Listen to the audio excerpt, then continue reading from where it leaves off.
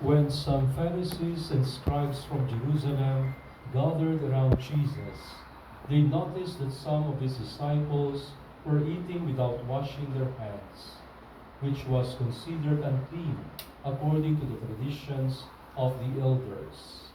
The Pharisees, like all devout Jews, followed strict rituals, including washing hands before meals and purifying cups, jugs, and other items. They questioned Jesus, saying, "Why don't your disciples follow the tradition of the elders and eat with unclean hands?" Jesus responded, quoting Isaiah, "This people honors me with their lips, but their hearts are far from me. In vain do they worship me, teaching as doctrines human precepts." He told them, "You ignore God's commandments and hold tightly to human traditions." Jesus continued, "You have a way of setting aside God's law to keep your traditions. For example, Moses said, 'Honor your father and your mother,' and whoever curses father or mother must be put to death. But you say, if someone tells to their parents, 'What I could have given you is Korban, dedicated to God,' then they no longer have to help their parents. In doing this, you cancel God's word in favor of your traditions. And this is just one example of the many things you do." The Gospel of the Lord. Praise to you, Lord Jesus Christ. Magandang araw po sa inyong lahat. It is nice to have this pilgrimage, especially in this time of Jubilee. Alam po ninyo, yung Jubilee is coming from the word Yubel. Yung Yubel na sungay ng ram na hinihipan nila para tumunog, pudyat na yung taon na yon ay taon ng grasya ng Diyos. Kaya nga po yung mga symbol na ginagamit natin, yung door, Jubilee door. Alam po ninyo, yung simbahan, yung structure ng simbahan is an image of the real temple of God, not made by human hands. Kasi ito, that those walls, those attic or the ceiling, those are made by human hands. Those are not the real temple of God. They represent the temple of God, but they are not per se the temple of God. Kasi ang templo ng Panginoon ay yung ating puso. I'll give you one very, very clear example. Can you still remember the Annunciation, the two Annunciations, one after the other? First is the Annunciation of the coming of John the Baptist. Ang pangalawa, yung Annunciation, which is more important, Annunciation of the coming of our Lord. Saan po nangyari yung Annunciation ng unang Annunciation kay John the birth of John the Baptist? Sa temple, sa Holy of Holies, no? Habang nag-i-incense si Zechariah. And it is just but right na i-reveal ng Diyos ang kanyang plano, ang kanyang misteryo sa isang banal na lugar. Right? It's proper that God would reveal Himself in the Holy of Holies, inside the Holy of Holies. But when it comes to a more important annunciation o announcement, saan po nangyari yung annunciation sa panganak ni Kristo? Sa Nazareth. Saan po particularly sa Nazareth? Sa bahay ni Mary. Why? Have you ever asked yourselves, bakit sa bahay? Looking at the text, it says, and he went inside her. The angel Gabriel went inside her. Hindi lamang po yung bahay, yung structure. The angel of the Lord came into the heart, visited the heart of Mary. Because that's the most holy, that's the real Holy of Holies. The temple of God, the temple of the Holy Spirit. Sabi nga ni Saint Augustine, Si Jesus ay nanahan ng 9 sa sinapupunan ni Maria, pero bago pa man siya nanahan sa sinapupunan ni Maria, ay nananahan na siya sa puso ni Maria. Because the Immaculate Heart of Mary is an Immaculate Heart, and therefore, it is the temple of the Holy Spirit from the very start.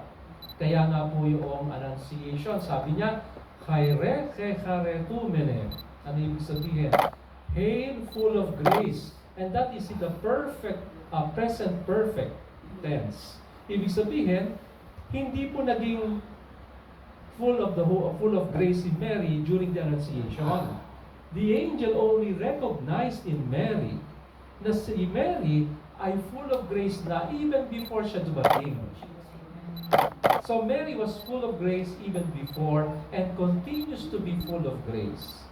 Kaya nga po ito ay isang biblical foundation for the Immaculate Conception. Kasi ang ibig sabihin po ng full of grace, walang kasalanan. Kasi when there is grace, there is no sin. When there is the presence of sin, there will be no grace. Kaya nga po, pag sinabing full of grace, there is no space for sin. And that is why it's beautiful. Bakit ko po sinasabi ito? Kasi po, ngayon din ay panahon o araw ng pagdiriwang ng Our Lady of Lourdes. So bago tayo dumating doon, yung po munang yung Yubel o yung Jubilee. Yung Jubilee po ay pagbubukas ng pinto. Pero yung pagbubukas ng pinto ay pagbubukas ng pinto natin. Hindi lamang po yung pumapasok tayo sa Jubilee door. Ang mas malalim na kahulugan ay buksan natin ang ating puso nang ang Diyos ay makapasok. Sapagkat pag siya'y pumasok, lahat ng grasya ay bubulwak. Lahat ng grasya ay dadaloy sa atin. Kapag yun naman talaga ang vocation natin bilang nilalang ng Diyos, bilang disipulo ni Kristo, na tayo ay tagapagdala ng grasya, na tayo ay daluyan ng grasya ng Diyos. The more we try our best to be holy, the more tayo ay ginagawang daluyan ng grasya ng Diyos. Now, let's go to Our Lady of Lourdes. Natatandaan po ba ninyo na sa Our Lady, nung tinanong anong sinabi ng pari at ng bishop kay Saint Bernadette Soubirous, sabi nila, tanungin mo sa babaeng nagpapakita sa iyo, ano ang kanyang pangalan? Ano ang kanyang pangalan? At tinanong ni Saint Bernadette Soubirous, ang babaeng nagpapakita sa kanya, tinanong niya, ano ba ang iyong pangalan? Anong sagot ng mahal na ina?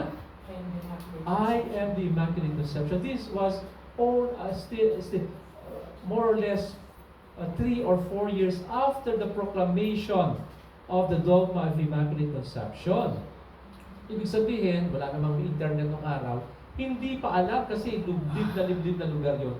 Paano malalaman ni Saint Bernadette Soubirous yung dogma ng Immaculate Conception? At saka, ang sinabi po ni Mary is higit pa sa dogma. Kasi ang dogma, ang sabi ng dogma, that Mary was conceived without original sin. Na si Maria ay ipinaglihi ni Santa Ana ng walang sala. So sa unang-una pa lang, wala ng kasalanan. Pinreserve ng Diyos na si Maria ay madungisan o magkaroon ng dungis ng kasalanan. Siya ay pinreserve. So ang ibig sabihin po, nung sinabi ni Maria na ako ang paglilihing walang sala, hindi niya lang sinabing ako ay pinaglihing walang sala. Magkaiba po yung sabihin, ako ay ipinaglihing walang sala, pero ang sinabi niya hindi yon. Ang sinabi ni Maria, ako ang paglilihing walang sala. Ako ang paglilihing walang sala. I am the Immaculate Conception. Bakit po? Sapagkat tayo ay kailangang muling ipanganak sa pamamagitan ni Maria. Kaya si Maria ay ina ng simbahan sa paanan ng krus. Binigay si Maria ni Jesus sa atin bilang ina ng simbahan sapagkat kailangan nating dumaan sa puso ni Maria upang muling ipanganak at tayo ay maging malinis muli. Sapagkat dalisay at banal ang puso ni Maria, ang taong nag-aalaw na siya ay pumasok sa puso ni Maria ay lalabas na malinis at magiging bagong nilalang ng Diyos. Napakaganda po, no? Kaya nga po sabi natin, no, when Mary said, I am the Immaculate Conception, ang sinasabi niya, ako ang iyong ina. Si maaaring i-paraphrase natin yan na sinasabi ni Maria, I am your mother. And that is why we have, kaya nga po, no, napakaganda rin na, lastly, I would like to highlight po, no, yung Mary at the foot of the cross. Kanina, binabanggit niyo yung joy and happiness, no? Pagkaiba. Alam niyo po, yung kay Mary is joy.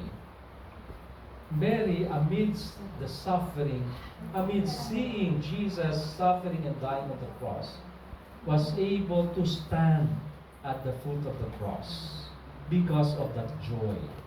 Hindi po siya nakaluhod, hindi siya nakalugmok, hindi siya nakahiga, siya ay nakatayo sa paanan ng krus. A gesture of a person who is strong. Strong because of the strength that comes from God. It is the joy that makes her stand at the foot of the cross. I would end my reflection with Genesis and at the foot of the cross. Natandaan po ba ninyo noong nilikha si Eva sa pangalawang account? At dito maintindihan niyo bakit dalawang account.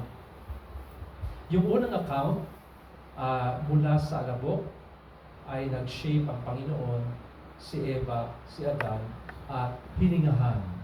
At sila ay naging tao. Sila ay nilikha on the 6th day. Ano yung 6th day? Friday. Kasi ang Sabat is Saturday. Okay? At nung sila ay hiningahan ng Diyos, sila din, nung araw din yun, sila ay nagkasala. The same day, 6th day. When they sinned against God, it was the 6th day. Kaya nga po, 6th day din tayo sinave ng Panginoon. That is why Jesus died on a Good Friday. Because it's the day when man sinned against Him. When man rebelled against God. Anyway, that's an aside. Ang gusto ko pong bigyan ng pansin ay yung paglilikha kay Eva sa pangalawang account. No? Sapagkat nung nilikha si Eva, pinatulog ng mahimbing si Adan. Bakit pa sasabihin mahimbing? Pwede naman sabihin pinatulog si Adan. May dahilan po. No? Pinatulog ng mahimbing si Adan at pagkatapos mula sa kanyang tagiliran, kinuha ang tadyag at nilikha si Eva. At pagkagising ni Adan, sabi niya, sa wakas, buto ng aking buto, laman ng aking laman. Kaya po sinabing mahimbing, kasi yung image ni Adan sa pangalawang account is not anymore Adam, but the second Adam who is Christ. The second account is more on looking at Jesus at the foot of the cross. Si Jesus po at the foot of the cross, nung siya'y mamatay, pero we know that death has no power over Him. That is why the death of Jesus is seen only as mahimbing na pagtulog, a deep sleep. Tinusok ang kanyang tagiliran. And then came blood and water. Sino po ang mga nanay dito na nanganak ng normal, hindi cesarean? Doon kayo po yung nanganak, hindi po ba meron kayong labor pain? Labor pain is parallel to the suffering of Jesus before He died on the cross. Kaya nga po sabi niyo, no, isang paa nakatapak na sa hukay. And then, bago lumabas ang bata, ano muna ang lalabas? Tubig at dugo. John, tubig at dugo. And John was telling us that at the foot of the cross, ipinanganak ang simbahan. There is no such thing as Pentecost in the Gospel of St. John. That is in the Gospel of St. Luke and even the Acts of the Apostles. But not with John. Because para kay John, ang kapanganakan ng simbahan ay sa paanan ng krus. The church was born from the open heart of God that never healed. Kasi hanggang ngayon, bukas ang puso ni Kristo para sa sino man gustong pumasok. And so, even the Jubilee year, makikita natin ang puso ni Jesus na ang nadaan na pintuan patungo sa Ama. At yung hamba ng pinto ay si Maria. We have, the door is Christ, but the door frame is Mary. In fact, we are able to see Jesus because Mary gave the flesh of Jesus. God became visible because Mary was generous enough to give herself to God. And so when we give ourselves to God, God becomes visible also in the world. Whenever we choose to obey God, we allow ourselves to be the face of God in the world. Whenever we do the will of God, we are able to bring Jesus into the world. Ito po yung makikita natin kay Maria at makikita natin mission natin sa mundo ito.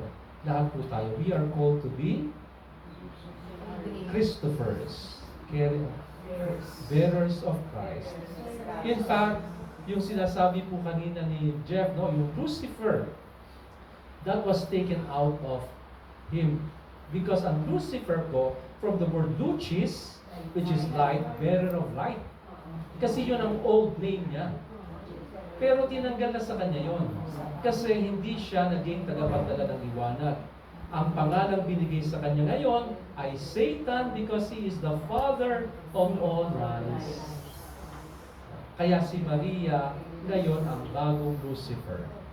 Mary is the new Lucifer, the star of the sea, the bearer of light. At tayo po ay tinatawagan din maging mga Lucifers, bearer of light. Tayong lahat, tagapagdala ng liwanag. Kaya yung ating pong mga yung ating mga Christmas lights sa Pasko, yung mga parol, hindi po design lang yan. Hindi po disenyo lang yan sa bahay. Those are messages, strong messages to us, for us to remember that we should be bearers of light. Ave Maria.